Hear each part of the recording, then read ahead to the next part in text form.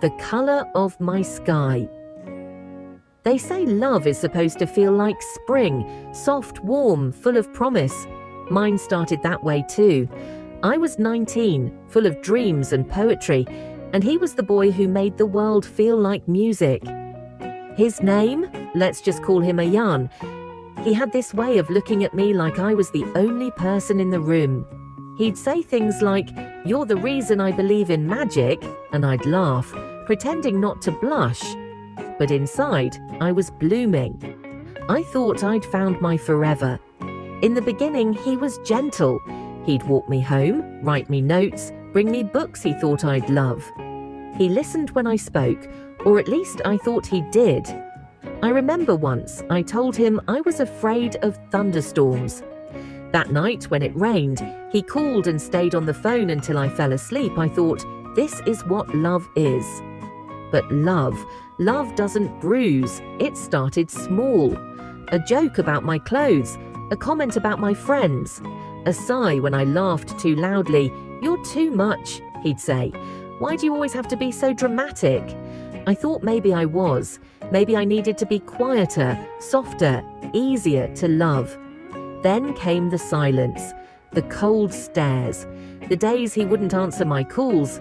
And when I asked why, he'd say, "You're lucky I even talked to you. No one else would put up with you." I started believing him. The first time he hit me, it wasn't with his hands. It was with words. Sharp, cruel, calculated. He knew exactly where to strike. My insecurities, my fears, my past. He turned them into weapons, and I let him. The second time, it was his fist. I remember the sound more than the pain. The sound of my trust shattering. The sound of my breath catching in my throat. The sound of my heart whispering, "Leave." But I didn't. I stayed. Because I thought love meant forgiveness. Because he cried afterward. Because he said he was sorry. Because he said he loved me. But love doesn't leave scars. I stopped writing poetry. I stopped meeting friends. I stopped looking in mirrors. I became a shadow of myself, tiptoeing around his moods, trying not to provoke the storm, but the storm always came, and I always blamed myself. One night I found an old photo of us. We were laughing, arms tangled, eyes bright. I didn't recognize the girl in the picture. She looked free, alive. I missed her. I missed me. That night I packed a bag.